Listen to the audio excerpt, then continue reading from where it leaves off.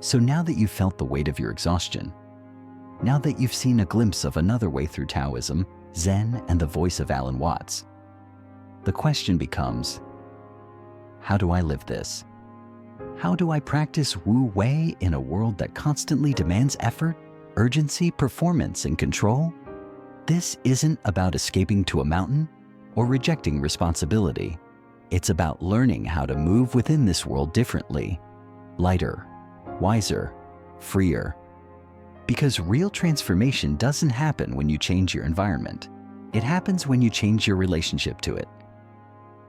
Wu Wei is often translated as non-doing or effortless action.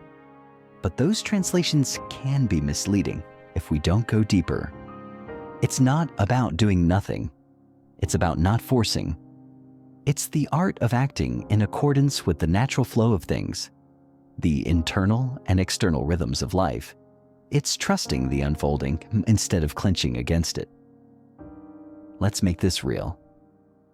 Think about your relationships, the people you love, the ones you struggle with, the ones you try so hard to fix, to understand, to hold on to. How many times have you tried to control the outcome of a relationship out of fear? Fear of losing it? Fear of being alone? Fear of not being enough? Wu Wei invites something radically different. Presence without possession. Showing up fully, but without clutching. Speaking honestly, but without trying to manipulate. Listening, without building your next argument. It asks you, can you love someone without trying to control them? Can you allow space for discomfort, for change, for silence? This doesn't mean you avoid action. It means your action comes from alignment, not anxiety. There's a softness to it, a fluidity, like water shaping itself to the container it's in. In your work, this might look like letting go of the obsession with constant productivity. It might mean noticing when you're pushing just to push, when you're staying late, not because it's needed, but because you're afraid of seeming lazy. Wu Wei would ask, what would happen if you stopped equating busyness with value? If you trusted that deep focus, honest intention, and natural rhythm are far more powerful than relentless hustle. Sometimes, when you stop striving, you create space for the solution to emerge, not through force, but through clarity. In decision-making, Wu Wei teaches something even more counterintuitive. Most of us try to figure it all out. We list pros and cons. We ask 10 people for advice. We overthink until we're paralyzed. But often, the right decision is not the one you calculate. It's the one that feels aligned. And that feeling, that subtle inner knowing, can only emerge when you create space for it. When you stop trying to force the answer and instead let the answer find you. You've probably had moments like that before. Moments where the clarity came when you stopped chasing it. That's Wu Wei. It's when life speaks, not because you demanded it to, but because you finally became quiet enough to listen. Even your emotions, those unpredictable tides that rise and fall, become teachers when seen through Wu Wei. We spend so much energy resisting them, trying to not feel sad, not feel angry, not feel afraid. But Taoist wisdom tells us that emotions are like the weather. They come, they go, and they always change. When you stop resisting the storm, you realize you are the sky. The storm passes, but the sky remains. Wu Wei is that quiet sky inside you, unshaken by the passing clouds. Now, none of this means that life becomes easy or painless. Letting go is hard. Trusting is hard, especially in a world that rewards control and punishes vulnerability. But Wu Wei doesn't ask you to be passive. It asks you to be awake, to stop reacting from fear and start responding from presence. And in that space, in that stillness, you begin to see that most of the time, the problem is not what's happening.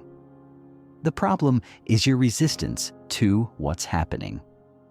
Alan Watts once said, "The more a thing tends to be permanent, the more it tends to be lifeless." So if you're clinging to control, to certainty, to your own expectations, ask yourself, What are you really afraid of? And what if you let that fear exist without feeding it? What if you let life breathe through you instead of trying to suffocate it with your plans? There's immense power in surrender. But it's not the surrender of the defeated. It's the surrender of the wise. The sailor who lowers the oars and raises the sails. The artist who stops correcting the painting and lets the brush follow intuition. The human who, for the first time, chooses peace over perfection. This isn't weakness. This is mastery. The ability to meet each moment fully, but without clinging. To give everything, but demand nothing. To live not from control, but from trust. So, as you return to your world, your routines, your relationships, your responsibilities, take this with you. Wu Wei is not something you do. It's something you allow. You allow stillness. You allow rhythm. You allow yourself to flow with life instead of fighting its current. And when you do, something shifts. The weight drops, the mind softens, the heart opens, and life, which once felt so heavy, begins to feel, if only for a moment, like a dance. The next time you feel pressure, anxiety, or the urge to force something, pause, breathe, ask yourself, what would flow look like right now? And then move, not from fear, but from awareness. Because you're not here to control life, you're here to meet it fully, honestly, lightly. Let's pause again. Not to stop the journey, but to really feel how far you've come in the last few minutes. Maybe for the first time in a long time, you're not trying to force an answer, not trying to fix yourself. Just breathing, just being. That shift from control to trust, that's not just a small adjustment. That is revolutionary. In a world that measures worth by hustle, speed, perfection, choosing presence is the most radical act of freedom. But now comes the most important part, understanding what happens after you let go. What happens when Wu Wei is not just something you try, but something you become. Because something extraordinary begins to unfold when you stop grasping at life. Suddenly, you're no longer chasing meaning in external victories. You're discovering meaning in the depth of every experience. Silence becomes rich. Waiting becomes sacred. Failure becomes a form of clarity. You stop asking, what should I be doing? And start asking, what is life asking of me right now? It's a shift from imposing your will onto the world to listening deeply for the rhythm that's already there. And when you listen, you start to see what was always hidden behind your noise. Life has its own intelligence. Everything is always unfolding, sometimes not according to your plans, but always according to something older, deeper, more mysterious. The Taoists called it the Tao. The Buddhists called it suchness. Alan Watts simply called it reality. The part of life that doesn't need your interference to work. Your heart beats, your breath flows, trees grow, waves rise and fall, children laugh, people meet, people part. Life happens even, especially when you're not trying to micromanage it. This doesn't mean you disappear into passivity. It means you show up with a different energy, not to dominate, but to participate, not to perfect, but to experience. You become like water in an equilibrium, soft, but unstoppable, adaptable, but grounded, clear, but deep. And that is the paradox of Wu Wei. The less you push, the more powerful your presence becomes. Not aggressive, not loud, but felt. Fully. Think about it. Haven't the most magnetic people in your life been the ones who were calm, present? Not trying to impress you, but somehow leaving a mark on you? That's the kind of presence Wu Wei brings into your being. It's not showy, it's not flashy, but it's real. And when you embody this, your entire reality starts to shift. You stop fighting your emotions and start learning from them. You stop clinging to relationships and start loving more freely. You stop needing every step to be certain and start dancing with the unknown. You become more resilient, not because life is easier, but because you're not resisting it anymore.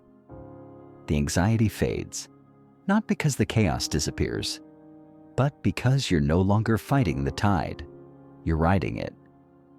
This is what Alan Watts tried to teach us.